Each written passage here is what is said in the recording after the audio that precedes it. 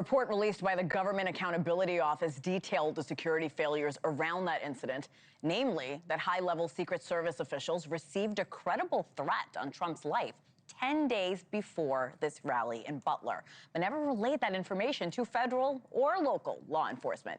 Here with us now is former Secret Service agent Michael Verden. Nice to see you, Michael. Good morning. Good morning. It's been 1 year since that day. These images, they will live in infamy. I think we will always remember what we saw that day. Candidate Donald Trump, then candidate, was grazed by a bullet while campaigning in Pennsylvania. I have to ask you, a retired Secret Service agent, your thoughts on the security lapses that we're learning again a year later.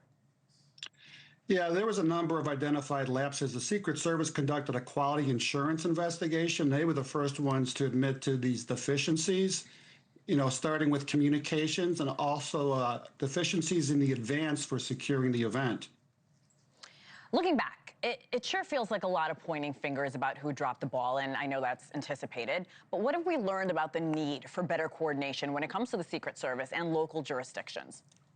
Yeah, and that's a tremendous point that unfortunately came out in retrospect, right? There was a lack back to integration between state, federal, local. There were siloed operations. Communications is probably the most glaring example, where they had two separate command posts, and that shouldn't happen. They should be co-located so they could talk to each other. And because they were siloed, they were not integrated. So the talk on the radio about the suspicious person was not being passed to the Trump detail. And one of the most glaring, I think, shortcomings was Trump actually taking the stage. He should not have taken the stage based on the fact of this suspicious person who they could not locate. This week, we learned that 6 Secret Service agents involved in securing the site in Butler, they were suspended. The agency works to fix the root cause of the problem. So do you think these 6 individuals losing their jobs is enough? Well, they didn't lose their jobs. Suspension. They were suspended, yes, right? Thank you. It's a beginning. Candidly, I felt that the suspensions were between 10 and 42 days.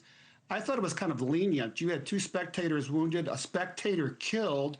You had the presidential nominee wounded. I was surprised. I was surprised it took a year to come down with these suspensions, and also the length of the suspensions. I thought they'd be more severe than that. As someone who has worked inside the agency, what do you think needs to be done to refocus the Secret Service on one of its core missions, which, of course, is protection? Yeah, and I'll even use the Secret Service as what they determined. They came out with a report this past week, and they've identified things. But, I've mentioned the communications, but there was deficiencies in the advance. They had an inexperienced agent conducting the advance. But what a real identifiable shortcoming was who was in charge. Who made the determination that security plan was good enough? And why were some of the local authorities not part of the security plan? Back to that identified silo effect. So they're coming out with new policies that kind of codify this, that there has to be somebody in charge, somebody responsible for the plan, but also for the emergency. Also, they've even come out and said we need more people. They were just given $1 billion by Congress. They need more training, and they also need less protectees. Their bandwidth for protecting all of these people is really being stretched thin. So they've raised their hand and said, here's where we need assistance. Despite all the criticism that we've heard over the past year, we know that Secret Service agents sprang into action. We saw it play out before our eyes as those bullets rang out, diving in to protect then-candidate Trump. Can you talk to me about the men and women that are willing to sacrifice their own lives in the Secret Service? I mean, I imagine this is an elite crew. Not everybody's willing to do that. Yeah, and I would agree with that assessment. It is elite. You have to be unique if you want to take that type of job where you're willing to really risk your life to protect another individual. And that's what it comes down to, when it comes down to the qualifications and then the training for that position.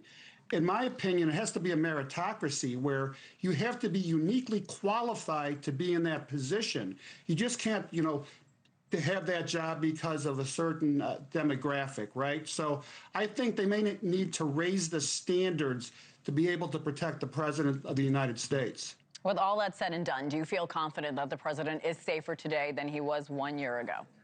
Yeah, I do feel confident he's safer. Unfortunately, it's because of what happened 1 year ago.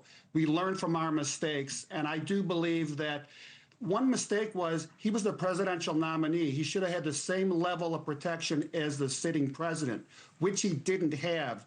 And hopefully that will never happen again. Gee, Michael Verden, we really appreciate your perspective here, this unique perspective.